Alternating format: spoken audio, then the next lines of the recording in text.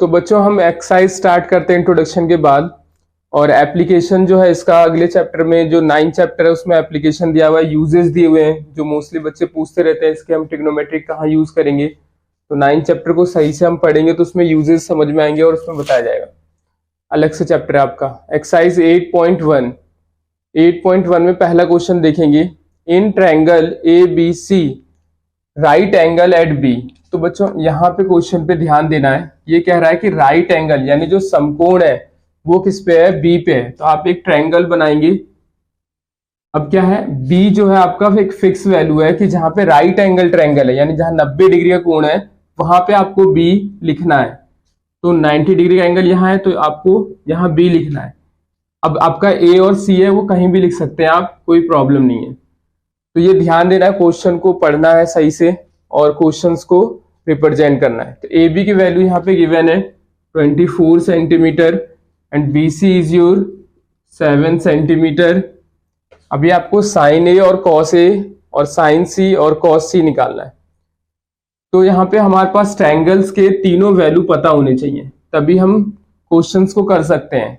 ठीक है, ट्रायंगल के तीनों वैल्यू पता करने के लिए पाइथागोरस ने एक थ्योरम दी थी कि अगर ट्रायंगल की अगर 2 साइड्स आपको मालूम है तो हम तीसरी साइड जो है पाइथागोरस थ्योरम से निकाल सकते हैं। उसका थ्योरम ये था, AC का स्क्वायर यानी बड़ी वाली हाइपोटेन्यूज का स्क्वायर इन दोनों के स्क्वायर के सम के बराबर होता है। आप इसमें से पहले इसे लिख लीजिए या इसे, कोई प्रॉब्लम नहीं है। AB का स्क्वायर प्लस BC का स्क्वायर, या फिर इसे पहले भी लिख सकते हो आप। ठीक है, BC का स्क्वायर प्लस AB का स्क्वायर, फॉर्मूले में कोई प्रॉब्लम नहीं होगी। ठीक है, तो AC की वैल्यू हमें नहीं मालूम, AC का स्क्वायर, AB की वैल्यू 24 प्लस BC का स्क्वायर 7, 24 का स्क्वायर्स आपको याद करने पड़ेंगे। अगर नहीं आते तो आप 24 को 24 से मल्टीप्लाई कर सकते हैं तो आपको 576 मिलेगा, प्लस 7 का स्क्वायर मतलब 7 मल्टीप्लाई 7 49 मिलेगा आपको। तो स्क्वायर से याद होने चाहिए, ऐड करेंगे तो आपके पास 625 आ जाएगा। ये स्क्वायर है, स्क्वायर जब किसी नंबर पे आएगा इक्वल टू के उधर जाएगा तो ये रूट में कन्वर्ट हो जाएगा। तो AC की वैल्यू 625 का जो रूट होता है वो 25 होता है।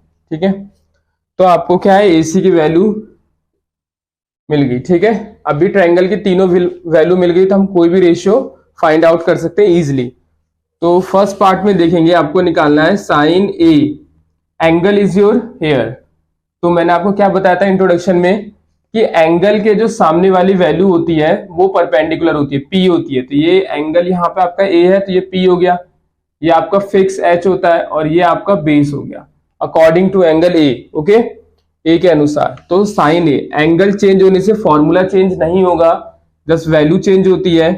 तो साइन A का जो फॉर्मूला है या साइन थीटा का जो फॉर्मूला है या साइन B का जो फॉर्मूला है वही रहेगा। तो साइन का फॉर्मूला जो होता है P अपॉन में H होता है, आप देख सकते हैं इंट्रोडक्शन में से फॉर्मूला याद रख सकते हैं। तो P की वैल्यू क्या है आपके पास यहाँ पे 7 और H क्या आपका 25। तो आंसर एक साइन A का वैल्यू आंसर हो गया 7 अपॉन में 25। नेक्स्ट आपका इसमें कॉस A निकालना है। कॉस का फॉर्मूला होता है B अपॉन में H। तो बेस आपका कितना है 24, हाइपोटेन्यूज कितना है 25। Okay, note it down. Second part में देखेंगे साइन C। अब बच्चों जो एंगल है वो चेंज हो चुका है तो ये ध्यान देंगे हम। साइन C आपका एंगल यहाँ पे आ रहा है ट्रायंगल में, तो इसके सामने, अब इसके सामने जो वैल्यू है वो परपेंडिकुलर हो जाएगी। ये आपका फिक्स है और जो बच गया वो आपका बेस हो जाएगा। तो sine C formula will remain same, P upon H आपका सेम होगा फॉर्मूला। P की वैल्यू अब क्या होगी 24 और H की वैल्यू होगी 25। This is your answer. Cos C formula same है, बेस अपॉन में हाइपोटेनियस B अपॉन में H। बेस अब आपका क्या हो चुका है 7 हो चुका है और H क्या है 25। This is your answer, note it down.